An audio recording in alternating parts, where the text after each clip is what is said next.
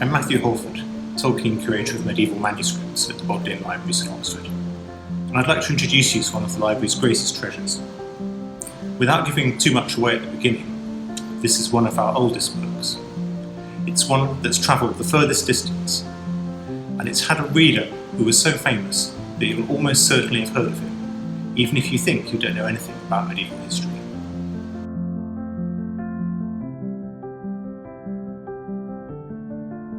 Admittedly, with the manuscript closed, little of its illustrious history is visible. Like the majority of medieval manuscripts, this one doesn't have its original binding. What we can see here is the 17th century binding given to the manuscript by Archbishop William Laud. That's his coat of arms you can see in the middle of the upper board, and there's a note inside the manuscript which tells us that he acquired it in 1636. William Laud is best known today as an Archbishop of Canterbury whose views on the power of the Church ultimately led to his execution in 1645. But he was also Chancellor of Oxford University and one of the major patrons of the University Library, the Bodleian, which had been refounded in 1602. He built up the library's collections considerably, donating over 1,000 manuscripts, including this one. So the binding tells us about the end of the manuscript's journey. To find out about its beginning, we need to open it up. A manuscript isn't like a printed book, not only because it's written by hand, so each one is unique. Most medieval manuscripts don't have title pages naming the text they contain, and unlike printed books, they don't have explicit statements about when and where they were produced. Scholars have to identify the text by reading it and comparing it to other texts, and they have to work out when and where it was written by looking at handwriting, decoration, and other features of the book. So let's follow this process step by step, starting with the text. Normally we'd start with the first page, but for this film I'm going to choose a page that's particularly revealing, and that's folio 90. You'll probably notice straight away something unusual, which is that the two columns of text are in different languages and scripts. This is a bilingual manuscript, with the left column in Latin and the right column in Greek. The Latin text might not be too hard to read, even if you're not familiar with medieval scripts. The main difficulty is that there's no space between words. That's something we take for granted, but it didn't develop until some time after this manuscript was written. The first lines read, "A Galilea post baptismum quod praedicavit Johannes." And if you put this into an internet search engine, you'll see it's from the Acts of the Apostles, in modern numbering, chapter 10, the end of verse 37. The King James Version translates this as "from Galilee, after the baptism which John preached." The Latin isn't the version that became most common in the Middle Ages, the translation mostly by Jerome that we now call the Vulgate. The version here is an older one, what we call the Old Latin or Vetus Latina version.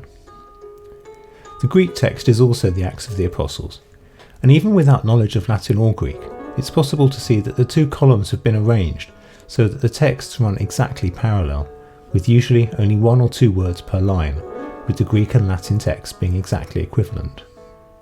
So meta to baptisma on the second line of the Greek is exactly equivalent to post baptismum in the Latin, and so on.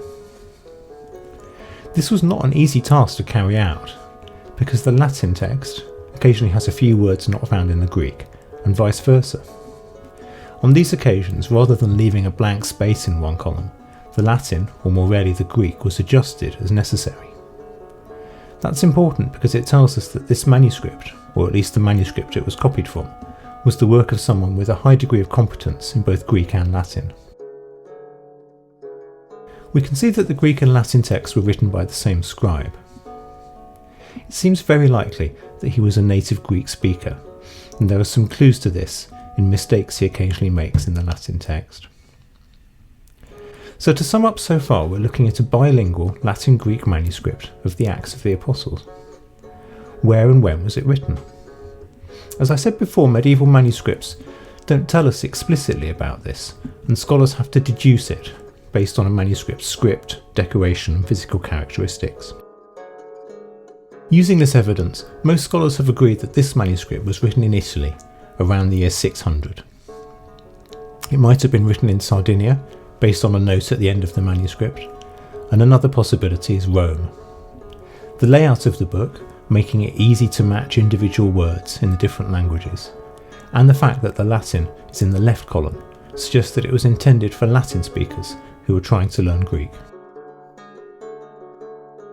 The next stage of the book's history has not left any trace in the manuscript itself, but scholars have deduced it by close analysis of the text it contains. The scene now shifts to Anglo-Saxon Northumbria around the year 700, the age of Bede, the great historian and scholar, active at the monastery of Monk Wearmouth Jarrow. Bede's famous to us as a historian, but he was equally active as a biblical commentator, and he wrote 2 separate commentaries on the Book of Acts.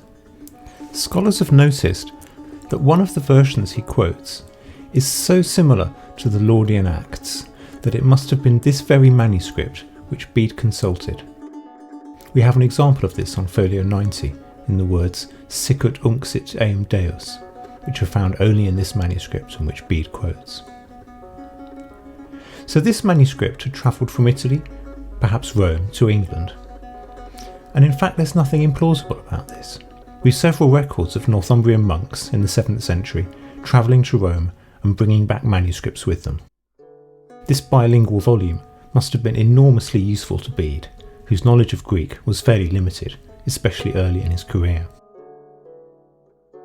We next discover the manuscript in Germany. There's an ownership inscription, which scholars date to the late 8th century, at the end of the manuscript. It's a little difficult to see because it was scratched into the parchment with a hard point, rather than being written in ink, but you can see traces of it here. It shows that the book belonged to a monastery at Hornbach in southwestern Germany, near the border with France. Like the manuscript's journey from Rome to Northumbria, its journey from Northumbria to the Rhineland might appear surprising, but again it's less unusual than you might think. The 8th century was the great age of Anglo-Saxon missionary activity on the continent. Missionaries needed books, and like missionaries, books travelled from England to the continent. This manuscript was almost certainly one of them. After that, things are less clear. There are some later annotations that indicate the manuscript stayed in the Germanic area, but we're not sure exactly where. Almost certainly it was in a monastic library until the 17th century, when Germany was shaken by the religious conflict of the 30 Years' War. Several monasteries lost their books in this period, and this manuscript was probably one of them. There was a brisk trade in these manuscripts, and Archbishop Laud acquired a large number for his donations to the Bodleian. And so we've come back to where we started, with Archbishop Laud. Of course, the manuscript's arrival at the Bodleian isn't the end of its story. Scholars soon became aware of it, and since the 17th century it's been studied intensively, even acquiring its own nickname, the Laudian Acts. It's one of the key manuscripts for establishing both the Greek and Latin texts of the Acts of the Apostles. But that's a story for another occasion.